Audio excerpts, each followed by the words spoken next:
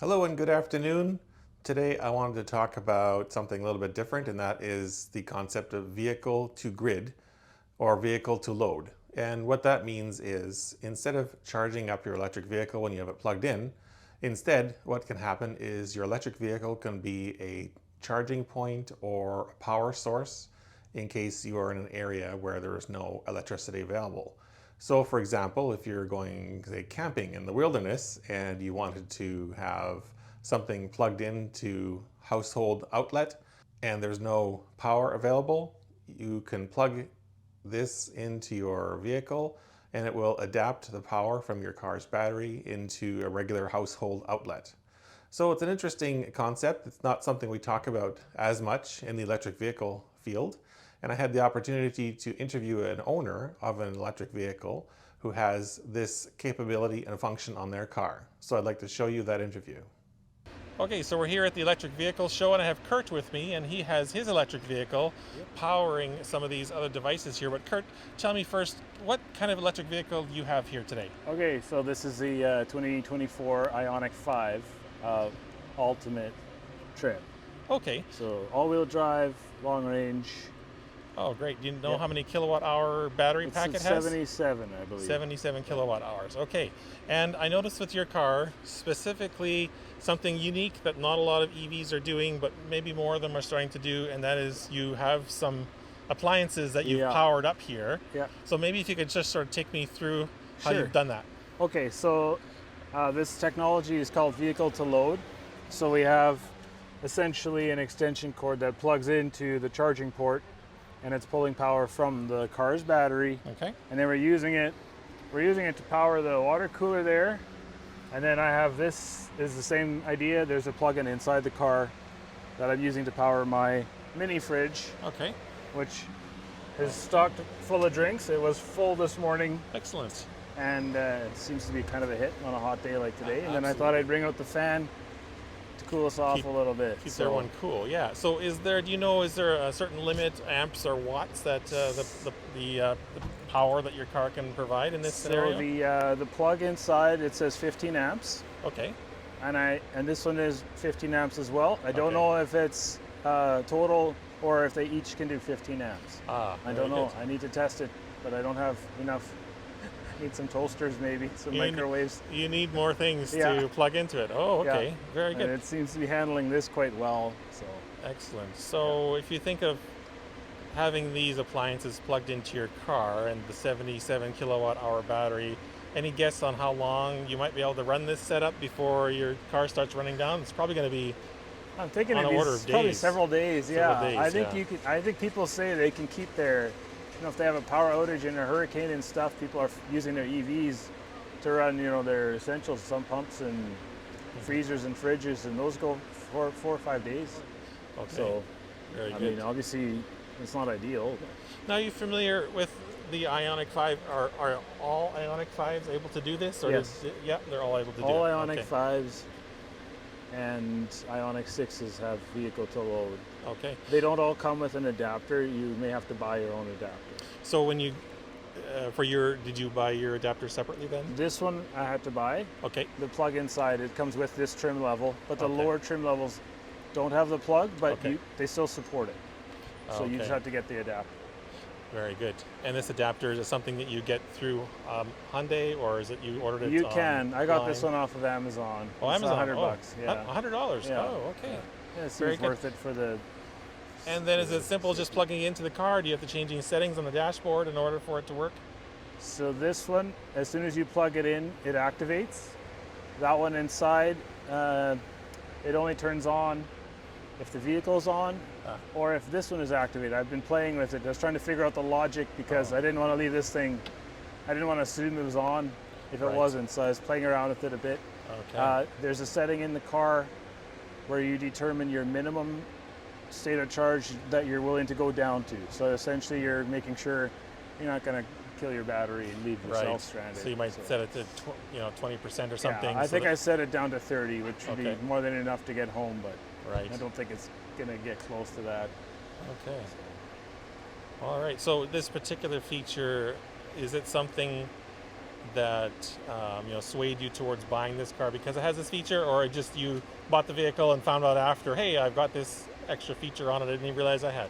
Yeah, it was probably one of those features that was one of the things I liked about it going in, but I don't know if I would say that's a make or break feature. But now that I have it, you start seeing all the uses for it, it would probably be hard to go without it. Right? So. Yeah, okay.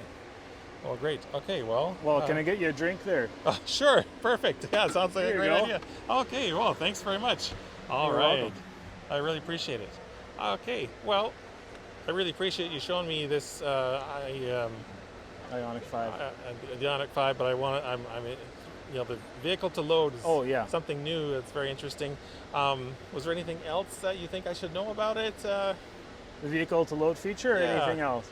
Or anything else you want to tell me? No, I think vehicle to load I think we covered that one. Yeah. Like I said, I don't know yet if it's 2 separate 15 amp circuits, because that would be a lot of power. If you could do 30 amps total, that'd be a lot. Yeah. I have seen, I think the European model can output 240, but I'm guessing that's probably limited geographically, which you don't want to output the wrong voltage. So Absolutely, that makes sense. Yeah, for sure. no, I can't think of anything else to add to that about right. that feature. Good. Okay. Anything else about the car that? Is this your first electric vehicle? This is our. Well, we had actually used Ioniq 5 before. Okay. And we got this one this year. Okay.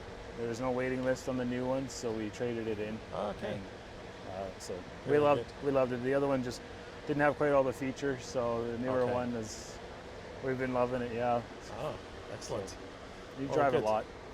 We were driving an SUV before, Traverse, which is fairly fuel efficient, and we were spending close to $400 a month on gas. Okay. And now I'm guessing we spend about $40 on charging. So Okay.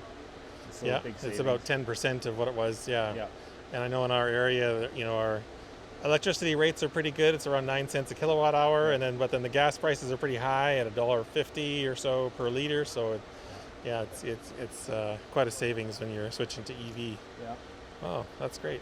Well, thanks very much for taking me for a tour and showing me this feature. It's a pretty cool feature and very interesting. Thanks a lot. Yeah, my pleasure. Okay. Okay. So there we Very have good. our low conductivity coolant, which is unique to the Ioniq 5. And then I have my level 1 portable charger. Okay. I like about this is you can set the amps, how much it's pulling. Oh, very good. So, yeah, that's great. And, If you don't want to be. And then I got booster cables in case my 12 volt dies or I need to boost someone else. Yeah. Excellent. All right. Other than that, there isn't huge frunk space in this one. Yeah.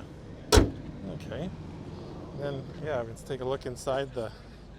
Let's do a circle around here and take a look inside the door. Oh, very cool. Okay. Lots of room in here, lots of excellent instrument cluster displays. I see Hyundai hasn't gone buttonless and stockless like Tesla has, but that's okay. I kind of like having some tactile feel to the controls of the car, so that's very good. Okay. So an interesting interview with that owner, and one other thing comes to mind that I didn't think to ask at the time is there any effect on your battery warranty or car warranty if you use the vehicle to load adapter? Because car warranties go for, this one is 8 years or 160,000 kilometers or 100,000 miles. So it's based on age and mileage, and you assume mileage is what puts a wear and tear on your car, which is true with gas cars. But with this one, we're putting wear and tear on the battery, and the car hasn't moved an inch. So you could theoretically just have this car sitting in your garage, charge it up every day, discharge it every day with vehicle to load, and then recharge it, and then discharge it with vehicle to load. I mean, I don't know why someone would do that, but just thinking out loud, does that have any impact on your warranty? I did do some Google searching to see if there is any impact, and there doesn't seem to be. There seems to be nothing listed specifically. So I'm curious if anyone has any further input on that particular topic. It seems to me like a few years ago, Elon Musk said about the Teslas that they have this capability as well. They just have to turn on something in the software. But he didn't want to activate this because people will be starting to put loads on their batteries without moving the car. And therefore, the warranty is going to not, or essentially your mileage is not going to go up, but your battery is being utilized. So anyway, I'm just wondering if anyone has any thoughts on that, or maybe I'm just overthinking it. I imagine there could be some nefarious scenario where someone is overutilizing it or utilizing it for improper purposes, or just abusing it, and then their battery is getting essentially more mileage on it than the car is getting on it, and may cause battery degradation. But I'm not sure if that's even a concern. So I'm interested to hear your comments. Please leave me some comments below and let me know. Thanks so much for watching the video. I hope you found it interesting and informative. And if you did, I appreciate a thumbs up, and consider subscribing for future videos. Thanks for watching, and have a great day.